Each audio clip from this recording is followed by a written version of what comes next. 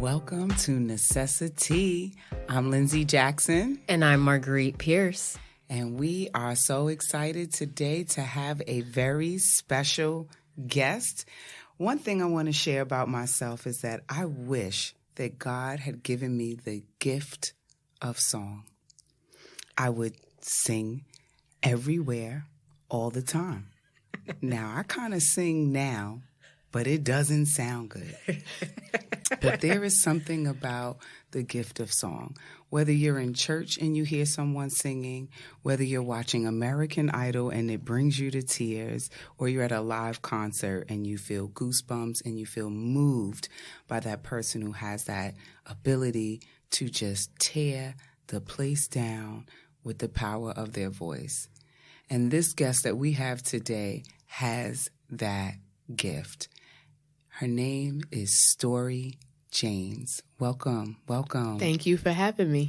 Oh, we're excited. Super excited. Thanks for coming. So I think it's really important for us to just first find out who you are. Why don't you start off telling our guests where you got the name Stori James from, and then who that person is. Okay. Well, I kind of look at Stori James as just as much my real name as my government name. I was given the name Heather Morris now as a married person, but Heather Smith. And when I had my second record deal, myself and Heather Headley were label mates. And being this young kid coming to this label, which was RCA at the time, Heather Headley was full of Tonys and a big name, so there couldn't be two Heathers. Got it. That makes sense. You don't want any confusion. I also didn't want to be given a name that was artificial. So I remember going home after the meeting, and I went to sleep. I still believe you get great answers when you're sleeping. And I woke up, and I was like, Stori Smith? No. Stori James. And it was, I listened to the music that I was making at the time. Now that I was putting more of myself and more of my story into the music. But it was also the stories of common people with an uncommon perspective. And so I felt like James was a common name. So I said Stori James. And I got up and I called my attorney and called my manager and was like, my name is, and everybody was like, yeah. And it felt natural. And I've been Stori James ever since. That's dope. Because I love the name Stori James. And when you think about even music tells a story. Exactly. Right? And so what stories have you had happen in your life that have influenced some of the music that you've put out? Wow. Or that you've written? I think on the first project I did at RCA, the first time I really was honest on a track was a song called Faith and Love. And I was coming out of a relationship with my child's father at the time. And I was just like, you could tell as I was pouring my heart out, sitting there with my big belly in this living room, recording this song. I was talking about having a broken heart, but not letting that broken heart break me or my faith in love that's real. And so, of course, heartbreak. And the second, I would say, is encouragement. I think on my worst, bloodiest, teariest days, I wrote songs that were picking me back up. Like I wrote with a very popular producer. He's done a lot of great things, named Toby Gadd. And Toby was always full of energy. And I remember writing a song, and it was called Sunshine, basically. And it was like, seems as if you've changed my plans once again. But maybe it's just a sign, I know. And I remember as I started that song, that's how I felt. Like, God, you just keep interrupting what I'm trying to do. Or it keeps not working out. But the song has so much life to it. And it was like, no matter where life's twists and turns take me, you always bring light. But I remember how I felt that day. Right. So it was like I was singing myself out. It was really cathartic. Yeah, no, because that sounds like is more of a course correction, right? Yeah. Because you see it as things aren't going as you planned. Yes. But the universe, God, whatever you believe in, has a different plan. And it's okay to let go and let it happen. And that whole song was about that course correction. You know, it's not the things you do, but you know what. That's not the things you say, but how much you mean it. It's not the things you do, but why you do them for me. You know, and like it was me understanding it in its infancy. And that's what encouraged me that day. And I think that type of truth is what translates to other people. Yeah, that's true, because I can attest to feeling the vibrations and the connections of your music. There was a time where you performed at the coffee shop in Harlem, Common Goods, and you did a pop-up performance, and I'm there front and center. And you sang a song, I want to say is Fire and Flames? Yes, Fire and Flames. Fire and Flames. And I was crying. Like I felt like I was in church or something. You know, like when you're in church, gospel music always moves me. Like I really go to church when I go for two reasons, and that is for the word, right? And for the music, because there's just something about how the music moves you and you can just feel, you know, that power of God just in you, and just everybody's power, you know, in you. Energy. Yeah. So I remember sitting there front and center, and the lyrics just really resonated with me. And I was in a moment where I was kind of confused about where I was going and what I was doing in my life. I was feeling a little sad and down and out about the confusion, feeling a little guilty. But then there was like this smidget of hope that just always lives there, right? Like no matter what I'm going through, hope just still resides. It has like a 1-bedroom apartment still there. You know, every now and then it might expand to a mansion and it's kind of taken over my whole being. Right. But in that moment, on that day, hope had this 1-bedroom apartment and you were just tapping into all of what I was experiencing just in your lyrics. I didn't care who was watching me. Right. My makeup was getting all messed up. But it didn't matter because I was just so connected to what you were putting into the space and what it did for me. Wow. You just described my why.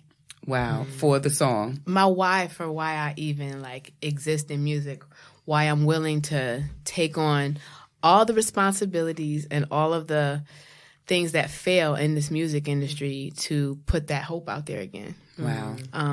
To create moments like that for people is everything to me. Yeah. You know, when I wasn't doing music, I did a lot of reading. I did a lot of soul searching because music was cathartic. And when you take that away, something has to fill that space. Right. Something healthy. Something good. Yeah. Right. And I read a book called Start with the Why. And it was a book, but it was about business. But it wasn't just speaking to me about business. It was speaking to me about any mission you go on is more important. The why is what, you know, keeps it going. It's what makes it successful. And whatever you determine success is, it's the why. So when you describe that moment, those moments for people are my why. It's interesting because we had a guest recently, Dana Smalls, and that was, Dana Smalls. That is my mother's friend. And her name is Dara Smalls. That is hysterical. That's how the brain works. Yes. So I mixed both of those people up. My bad, Dara, and my bad, Dana. But Dana's smart. And that was one of the things that she talked about is that when you want to get healthy and you want to get fit, you got to start with your why. You know, why are you doing what it is you're doing, right? Have full on clarity with that, and then kind of everything else will fall in line as it should. And you mentioned something. You mentioned you took a break from music. Yeah. What happened? I lost my why. My why was never money. Not that we don't need it, and not that I don't want to leave legacy and opportunity and plenty of financial resources and other resources for my children, for those who listen to my music, you know. But I lost track of that. I lost track of that because I thought more about, I need to do this because it's going to make money. I need to write for other people. I need to write what people want to hear. And it slowly diluted the power of the music. It slowly diluted my enthusiasm. It depleted my passion. And I traded it for the next thing I dreamed about, which was my family. So I was like, well, I'm going to put some more investment in I got married and I had kids, and I justified it with, men do this all the time, and I'll get back to it. And when I got back to it, I kind of wasn't ready. You know, I feel like I had to grow up into the lyrics that were coming out of my soul. Wow. And I hadn't yet. I was speaking hope, but I was feeling hopeless. I was speaking light, but my heart felt dark. And I just had to grow up into it. And I think now is just the right time for me to have something to back up what I'm bringing to the table. So, that's like, hearing you say that, it sounds like it's really important for you to practice what you preach, right? Because a lot of times, like, there are people that do things for these superficial or external reasons, just to get money, fame, what have you, but they're not aligned with what they're putting out in the market. And it's interesting to hear that you were so aware of that and understood how it was affecting the product that you were producing, and felt the need to take a step back and kind of realign yourself to do something better. Yeah. I mean, I don't want to, I'm not taking away from anyone who may have a product and then have a separate life, because I feel everybody has some duality. Right. Nobody's all of anything. So I'm not taking away or saying like I've arrived. It was also affecting me. And as I saw myself going downward, you know, I realized that it wasn't sustainable, you know. So it was more of music telling me something as much as me saying I'm separating from something. I felt it separating from me. Wow. It wasn't whole anymore, nor was I. Right, and you saw that showing up where? In how you were writing music, how you were performing. Where did you see it show up? Man, I saw it show up because I was being successful at selling songs, like right before I met my husband, and I felt myself like still alive. Like I was really on the cusp of being really successful with writing. I was placing songs, but I just didn't feel alive. I felt more existence than I felt like alive. And as I did that, like work became harder. You know, making good decisions with the money I was making became harder. Kanye never lied when he said, but we probably spend it all because the pain ain't cheap. Right. And I saw these different things. And because I have children, I didn't want to do that to myself. I didn't know what was up ahead, but it was probably something not good, you know. It's interesting how, again, children tend to show up as this pivotal moment in our lives where we can be in this place and we have children and they change everything.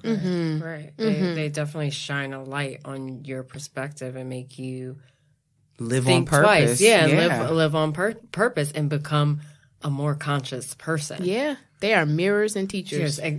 Precisely. We did a whole episode on that. Exactly. Yeah, I remember that. So, you know, speaking of kids, so how are your children into music? Do any of your children like to sing? Do you find them kind of like copying or emulating anything that you do? Wow. We are an organized chaos bunch of energy and personalities. So I have an oldest daughter who is into acting, and she has been a dancer throughout her life. She's danced with like Dance Theater of Harlem. Now she's learning more about street dance and the commercial dance world. My youngest daughter, she is a vocalist. She does like to sing. And then my two little guys, we have no idea what these Spitfires are going to be because they are just balls of personality. So, you know, I think it's a wide open space for them. Some days they want to be astronauts. Some days they want to be a singer like mommy. And some days they just want to, I don't know, be aliens or superheroes. You just never know at this age. Right. That's so funny. So we are definitely an interesting bunch. But I do believe that entertainment is my legacy. Mm-hmm. I even look at my husband. He, though he is a minister, he's also like a spoken word artist.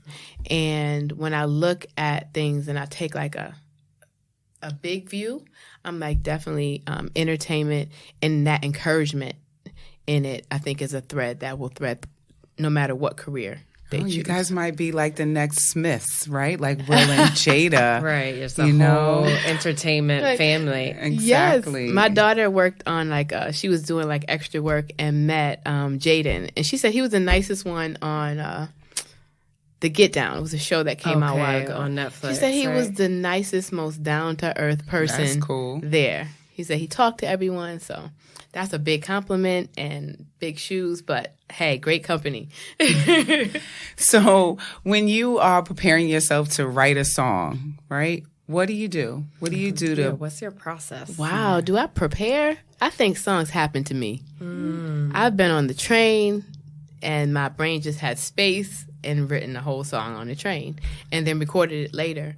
And then there's other times where I've gone in and it's more like meditation. I didn't think of it like that till very recently, but you have to think, if you go into a booth and you're listening to, if I'm not working with live musicians, or if I am, I get this time in the booth where I just listen to the music and see what comes out. And I freestyle. So basically you're getting to be in a space where you just kind of leave the room and you go into the music and you come out with something, so I can't say that I prepare to write a song. I think I go in, I make myself available, or I give space for a song to come. Okay. So you're a writer and you're a singer. Is there one that you want to be able to do more than the other, or that you even enjoy doing more than the other? Or do you feel like, hey, I'm going to take them both and take them both to the limit? I love them both. And I keep trying to leave the stage, but I guess there's a story that I just have to go ahead and tell. And I hope that I can literally write for others forever, Awesome. And if it means I'm going to also do it from a stage, I am not running away from that anymore. I mean, you're dope on stage. I've seen you perform on stage and, in small coffee shops, but also on a large stage. And I remember when you did a Sade tribute. Why Sade? Because you killed it. Marguerite, you were there with me. I was there. I think, what was this track you did twice? Was it Smooth Operator? Or Taboo? Taboo. It was Taboo. Yeah. Because it was such a big request, right? Some people had come later and they were like, just wait, enjoying every second of it. Like, we want to hear that again. Yeah, and Stori performed at another spot in Harlem. What was the name of that place? Probably I did Shrine and I did Sylvana. I think it was Sylvana. A little small, quaint spot, right? Yeah. You go downstairs. Yeah, Sylvana. Yeah, and you did a Sade tribute. So why Sade? Wow. I just really, really respect the kind of artist she is. I respect her power that she does. She has done what she chose to do when she chose to do it. Hearing some, and also working with people who were very close to her. Like, that's the life that she lived. That's why we don't have any music from her when we want it. Because if she don't want it, it's not happening. Right. I think that's what Rihanna doing to people, too, right? I hear everybody begging for her for an album. Like, I am out here making makeup. Right. Yeah. I mean, hey. I love that about her. I love that there's so much power, even when she would talk about things that were painful. I love the earnestness of her voice. And I didn't realize that she was such an influence until people said that back to me. So when I would write songs, even when I was with RCA, they were like, ooh, we need to put you with, Stuart Matthewman, because he worked with Sade. We need, I didn't realize that there was that she was such an influence just because I used to listen to her when I was young and watch her perform and all those things. So at first I used to be like, well, I'm not going to touch Sade. Right, because there's some artists, right? I'm that right there touching icons. Like right. Whitney Houston. Like you just don't hop up on a songs. stage and just be like, I'm going to sing a Sade song. Right. And because I'm like, I don't want my fears going with me. I was like, the first thing I did out the gate this year was like, I want to do a Sade tribute. Like, let's just go at it. Let's just do it. Right. I love her. And if nothing else, it'll be honoring. And I think the biggest compliment I got was the night of the Sylvana show. The next group was getting up. And there was a musician. He either played bass or guitar. And he whispered to me, Stuart heard you were doing the Sade tribute and told me to tell you hi. That, so to know that her main guy, saw it as a compliment and gave me a shout, that meant a lot to me. That's awesome. That's dope. That's dope. So how do you balance mommyhood and singing and writing and living and loving? How do you balance that? Because I think as women, we wear so many caps.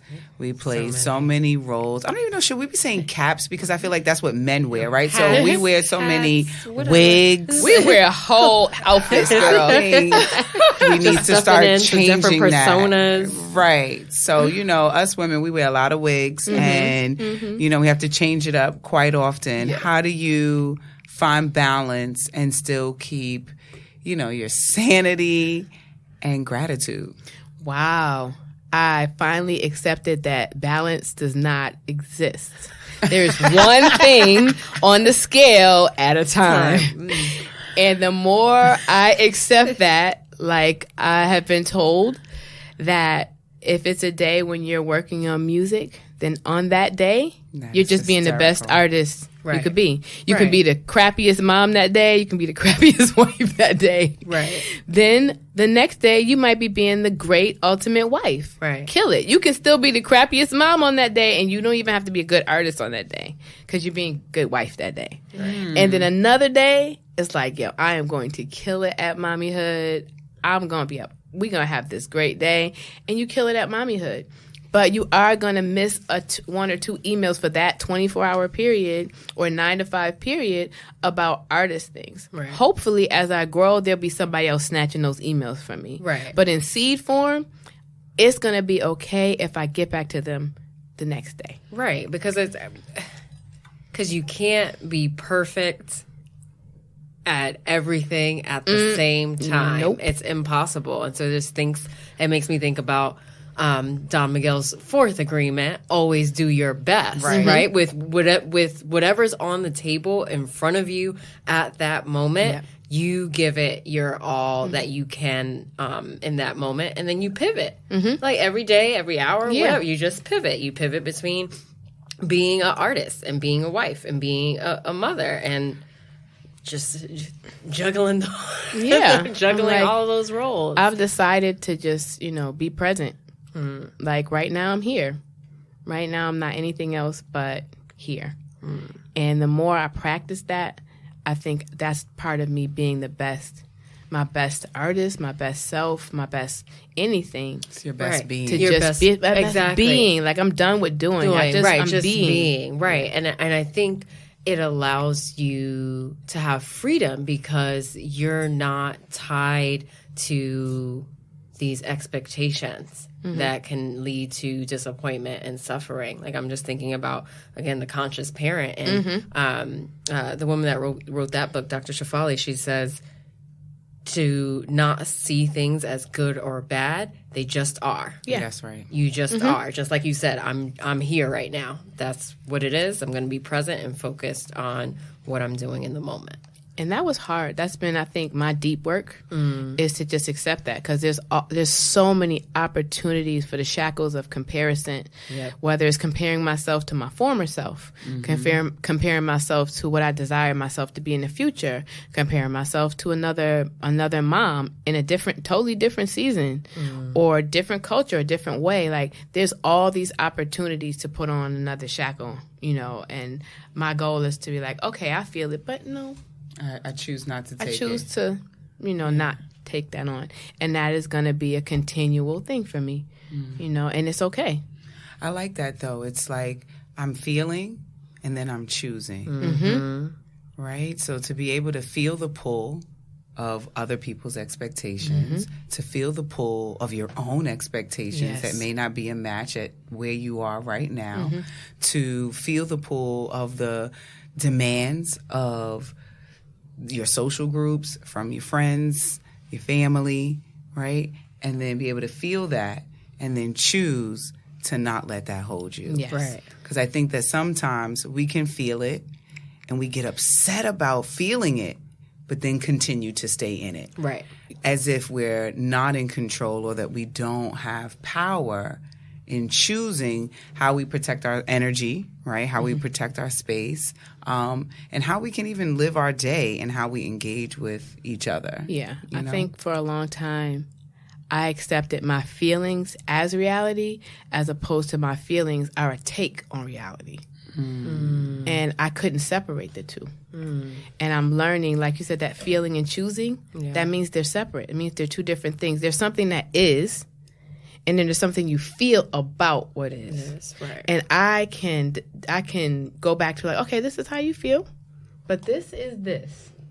Now we can change the way we feel, can change the way we look at what is, but I couldn't do that before because my feelings were like my reality. Like my feelings were like, they just seem overwhelming. They just seem like, this is what is. And the more I've grown, with counseling and, my spiritual life, I'm so thankful, that I know everyone believes different things. I always tell people Christ is the only one who actually came for me when I was looking. Right. But I respect all the different ways that people interact, with our Creator. But that has worked for me, having the wisdom and seeing where the wisdom of the very scriptures that have met me in my darkness and then seeing them work and, work its way out in my own life has been huge for me. It's definitely helped to separate that feeling from what is, It's funny because in our coaching program, I remembering them talk about your feelings are real, right? But they may be tied to just a perception of a situation, Exactly. right? So your feelings are real, but they're tied to this false perception. Yes. Right? So I might be upset because I don't know, can't even think of a good example. Yeah. I was about to say because you didn't come to my party because I was thinking of another episode that we've done. Right.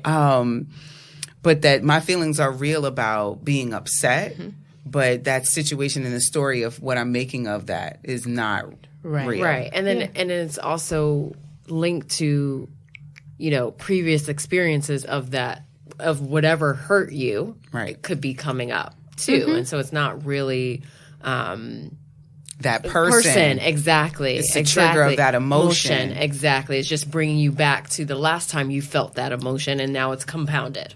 Yeah. We're looking to validate whatever the story is inside, whatever the narrative is inside. And so I started to challenge my narrative as opposed to challenge the what is. Right. Well, let me challenge my narrative. Right. How true is this? Where is the evidence? I think those are good questions to ask when you're thinking about that. It's how am I being triggered? How true is this? And where's the evidence? Right. And getting down to the and going a step further and getting down to the root of it. Like because if you can identify,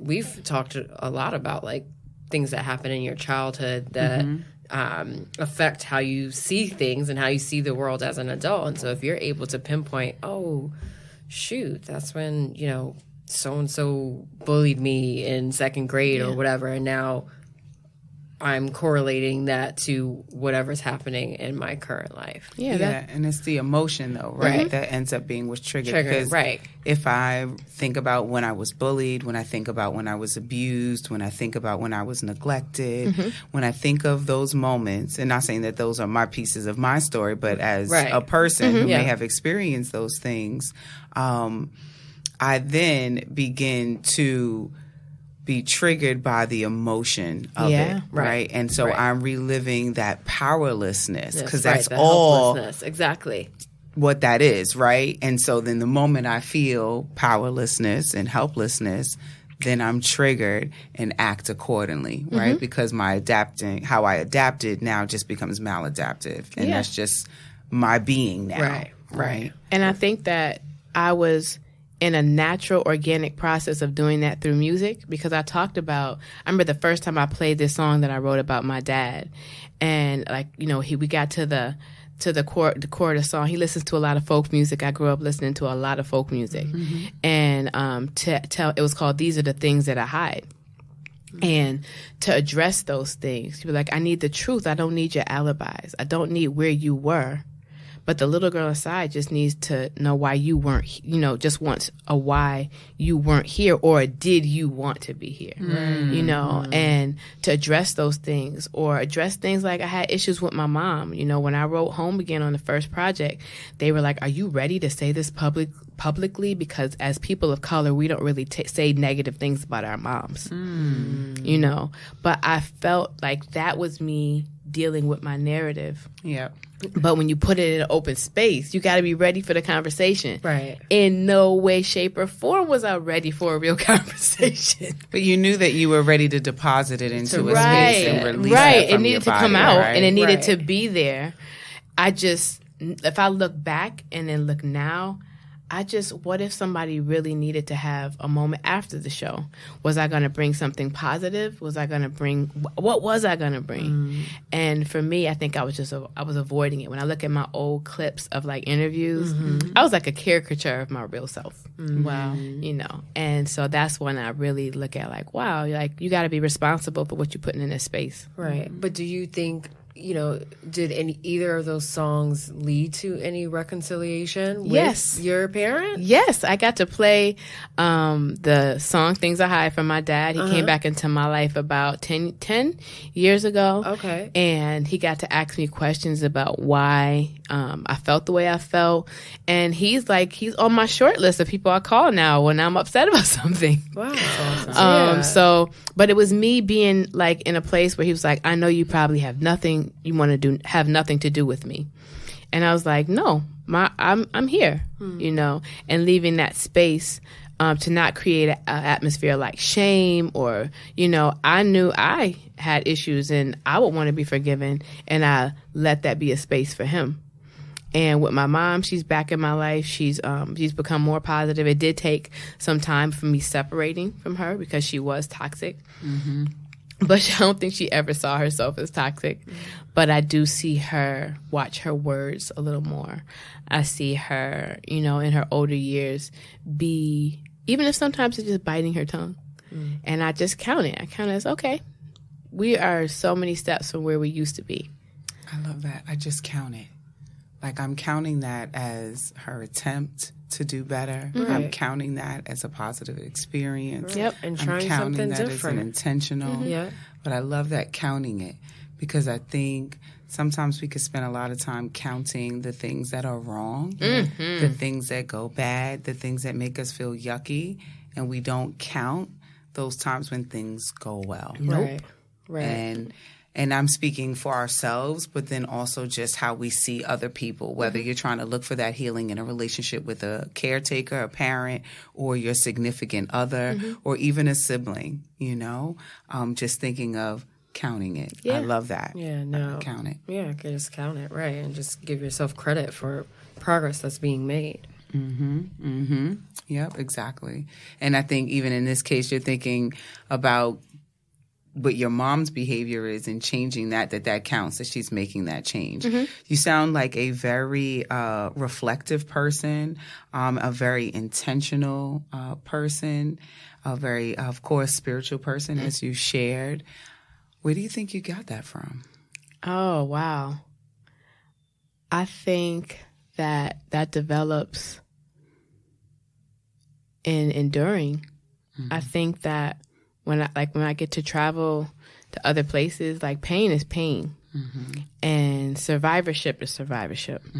And I think that what develops, like being intentional, is bumping your head at not being intentional, or the results of it and how it affected you, and then what you choose to build with it, And I remember like having a dream, like in that in-between state that everybody's like trying to get to. I don't know how I got there, so don't DM me about how I got there. But I got to the in-between state, And I had a picture of this mountain, and it was like an island, and it was a village. So there's grass all around this huge, huge mountain. And I remember like seeing the mountain fall through the ground, like into the ocean. But now there's this clear space where the mountain used to be, clear land, and you can see the trees around it. You can rebuild right on. Right, and it's like, what would you build? And I feel like we can have, everybody has mountains. Everybody has things that like came to stand up against them or get in the way, or obstacles or things that just could crush you, as you try to climb over them, But seeing that mountain fall through the ground like that and seeing that open space to build on, I think that was my picture of it can make you bitter or it can make you better. Eventually that mountain can move. You never know how it's going to move. You might not control the day it moves, but it can and it will. Right. And then like hearing you say that, like I'm my interpretation of it, just listening to the visual, is like, well, is it possible that you made the mountain there to begin with? Like, and it really wasn't like that big. Like the term making a mountain out of a molehill. Yes, right? yes. Right. So that's what I like. You were giving the description of it, and I was just like, yeah, well, that challenge wasn't even there. Like you just thought it was there. Yes. And then it just like, boop. Right. Like a mirage. Yeah, like a mirage. Yeah. And I believe that's the perspective change. I believe that's the like as I change my mind and change my view, that's what gives me to realize, is this mountain really there? Is it really a mountain? Right. And having that power for it to go away. Having that power to say, no, I don't want to live by this. No, I don't want to subscribe to this perspective. No, I don't want to give up on my dream of music. No, I don't want to give up on my dream if it's going to school or if it's having a child at 40. Like, no, whatever seems like it's standing in my way, I've decided and I've said what I'm going to do. And that's that power to see that mountain go away. Right. And then you have clear space to build on. You have clear space to create something else, to create something new, little by little, but... Right. And I think sometimes we can get overwhelmed by the fear of not knowing what to build on the new space. Right. Yeah. Right. Because I don't want to build a mountain again. Right. I don't want to do this again. Right. And through those thoughts, I'm building a mountain. Right. Exactly. And you have to be like, no. Let me just lay down one brick. At a time. Yes. One brick at a time and see how that works. And I think it's always so funny because sometimes when you have in your mind the things to avoid, you end up doing them. You create them. Yeah, you manifest it. You manifest it because, like, oh, I don't want to do this or I don't want to be that. And you're giving it so much freaking energy and power that you're like, oh, crap. All right. You end up recreating it. Right. And it's funny because that's something that I really remember from the power of The Secret, right? Yeah. And they say that the universe doesn't hear the not or the can't, right? It just knows you're focused on know that what you're focused on. Right. The and that's topic. Oh, I don't want to have this. I don't want to experience that. I don't want a man that will cheat. I don't want a friend who will lie. The not is not being received. No. Right. Because you're still thinking and putting energy and mental space to that thing. You're putting all of your power into that. Right. I mean, that's what you'll get. And that's what you end up getting. And then you're there like, what? I don't want this. How did I get this here? Who sent you? You actually sent it your damn self. Yeah, you sent for me. Yes. You sent for me. It's like the genie in Aladdin, right? It's kind of like, nope, you did this. I'm your master. You're the one who created this. You have choices. You can choose fear or you can choose faith. You know, you can, and that's even, like, we have faith every day. People act like that is this huge word that has this huge religious, like, thing attached to it. But faith, I have faith in this seat, so I sat on it. You know, I have faith in myself, so I got back on stage. I had faith, you know, in Lindsay, so when I, you know, if I need advice, I call her and she says, I'm like, okay, I'm gonna try that. You know, we use faith every day. You know, but we use fear every day when I don't want this and I hope this doesn't happen. I hope, you know, when there is another side to that, be like, I want to see this. You know, I do believe I use a vision board You know, it's crazy to see some of the things that happened this year that I didn't even realize happened when I pulled it out like a month ago. I'm like, oh my God, I did try to jump off a cliff, you know, or, On purpose. you know, I said I was going to find like somebody to play with, a guitarist guy all the time. And I saw the picture, you know, or I put the word resilience and I was like, I asked for resilience, Lord, but you seem to be just giving me more endurance. So I do believe that you have to seek out what you're looking for. And I do believe that there's a power inside of all of us to create that, you know. And I have a way of doing it, you know, through voice and, you know, and through songs. But everybody has a way in which they create, you know, and that is like your biggest power. No matter where you are right now, you can create something new. Yeah, so you hear that, listeners, that you have the power to create. So what do you have that allows you to create? As Stori was saying, she has voice, right? You know, and being able to create that with that. And I wonder what you all have, right, that allows you to create and also make those connections with the people in the world around you. Yeah, I'm like... That's important. From the plants to the animals to the people. Right. Because we're all connected in that way. Yeah. Like there's something inside you. You know, I think we confuse it with it has to be something artsy. You know, but it could be something as simple as the way that you organize. It could be, you know, that, yeah, your workplace sucks, but you are what brings life to it, you know. And sometimes when we're in that and we just be in that, we're not so upset that around us feels really negative. You know, there's so many different things that we don't realize are treasures inside of us, you know. And choosing what to focus on, like the positive. And it seems like that mindset is the really most important piece of this, right? Because you talk about fear and you talk about faith. Right, and always having a choice. And having a choice. And that's a part of that mindset. What will I choose to focus on this day as I wake up and attempt to conquer it? Yeah. Or do I allow it to defeat me? Right, exactly, and overwhelm me. That's the intentionality. You know, I get up every morning very intentionally now. We're like, you know what? No matter what this day holds, you know, this is my choice for today. You know, I choose to be joyful. I'm tired, I'm sluggish, but I choose this. And that's a fight. But it's a fight worth having because otherwise I can just fight all the different things that come at me that day. Right. Or I can fight early and choose, you know, what I want to see that day. And not just the circumstances, but I'm choosing my perspective when I say I'm choosing what I will see. Right. You know, somebody could pass away that day. I don't have any control over that. Something difficult could happen to my kids or my husband or any of those things. I don't have control over that. But I get to choose every morning as the sun comes up, you know, life. I get to choose joy before I feel it or don't. You know, and I think that that's been the biggest game changer, like making it daily. I can't just choose it on the day when I'm feeling it. I'm like, oh, I'm feeling good today. The sun is out. Hey, hot girl summer. I'm like, no. I have to choose it every day. Right. You know, and sometimes you in that day, you might choose it every hour. But it's okay, you know, and that is work worth doing. You know, I look at it as, for me, like defeating depression daily, you know, that, yes, I'm not a depressed person right now, you know, but I'm defeating it all the time, you know. Moment by moment. Moment by moment, day to day, you know. That's awesome. Yeah.